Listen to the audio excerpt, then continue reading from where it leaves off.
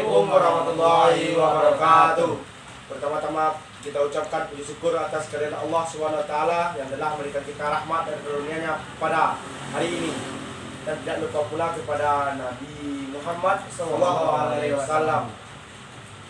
Pada video kali ini kita akan membahas dua video, yaitu video pertama suara azan yang dilarang terlalu keras, dan video kedua tentang OPM ataupun KKB di Papua. Pada video pertama itu ya tentang pengecilan suara azan.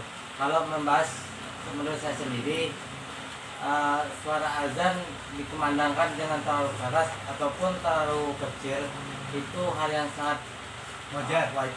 Ya.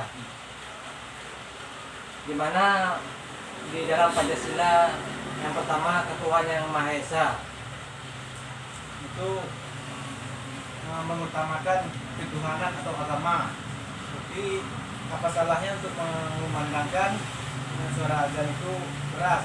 Pada dasarnya filsafat Pancasila yang pertama ketuhanan Maha Esa adalah saling menghargai agama-agama dan kepercayaan. Jadi mungkin dengan bisanya menghargai suara azan itu keras, itulah yang disebut dengan toleransi. Mana menurut Ari? sama.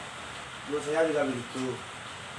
Jika kita saling menghargai satu sama lain, begitu juga umat agama lain menghargai cara agama lain itu beribadah secara masing-masing. Jadi contoh umat Islam yang dilarang azan terlalu keras, sedangkan Islam selalu menghargai agama-agama yang lain untuk melakukan ibadahnya masing-masing. Nah, ibaratnya kita menghargai agama lain selain agama Islam, berarti agama selain Islam juga akan menghargai kita. Jika kita tidak menghargai agama selain Islam, maka orang lain tidak juga menghargai agama kita. Dimana kan Ya, mungkin dengan adanya saling menghargai dalam satu kepercayaan akan hiduplah nilai-nilai Pancasila yang pertama itu ketuhanan yang Maha Esa, kerukunan dan saling menghargai dan hidup bertoleransi dalam agama tidak tanpa mengganggu satu sama lain. Tidak. Pada video yang kedua itu membahas tentang pemberontakan KKB atau OPM. Dalam video itu membahas tentang 8 karyawan Telkomsel yang dibunuh secara tidak baik.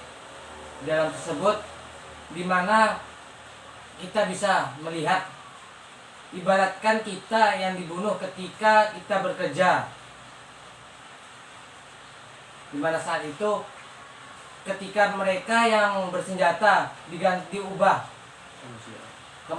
dalam Pancasila yang ketiga, Persatuan Indonesia. Kita merasa dalam persatuan kenapa harus saling membunuh? Kalau memang ada perselisihan antara satu dengan lain, kenapa tidak dimusyawarahkan antara satu dengan yang lain? Kenapa harus terjadinya hal pembunuhan? Kalau menurut saya seperti itu. Beda dengan yang lain. Kalau menurut saya juga begitu, tapi sesuai dengan Pancasila yang kedua juga sesuai tentang kemanusiaan yang dalam beradab. Di mana letaknya kemanusiaan?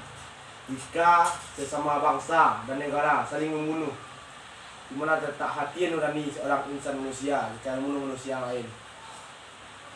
Jadi Fiska, Dari yang disampaikan oleh teman-teman saya yang berdua sangat jelas lunturnya filsafat Pancasila yang kedua dan yang ketiga, yaitu persatuan dan kemanusiaan.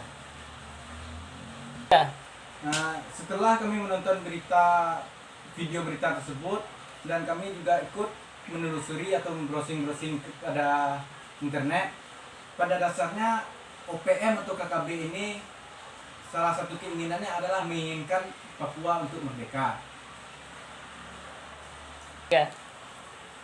Di mana Papua itu memiliki hasil tambang dan lain-lainnya yang sangat besar. Di mana ketika Papua berdiri sendiri akan lebih tinggi penghasilan industri mau baik tanaman, pertambangan maupun hasil lautnya. Di mana keinginan Papua berpisah dari NKRI sangat besar.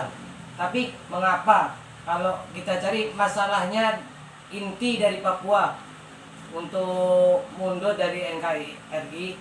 Boleh bisa dijelaskan? Mungkin saja penyebab yang utamanya adalah adanya rasis ataupun penyelisihan atau merasa tersisih dari NKRI. Mungkin dari perbedaan ras ataupun bedanya budaya-budaya kita yang menganggap mereka merasa tersisih dari Indonesia. Jadi seperti yang dapat kita ambil, kita harus mengamalkan Pancasila dalam kehidupan kita supaya bangsa dan negara kita ini menjadi aman dan tentram sesuai OPM pelajaran kita yang ini, OPM, dengan rasisme, radikalisme yang kita lakukan, yang mereka lakukan, menghilangkan atau menghapus nilai-nilai Pancasila yang terkandung dalam bangsa dan diri kita masing-masing.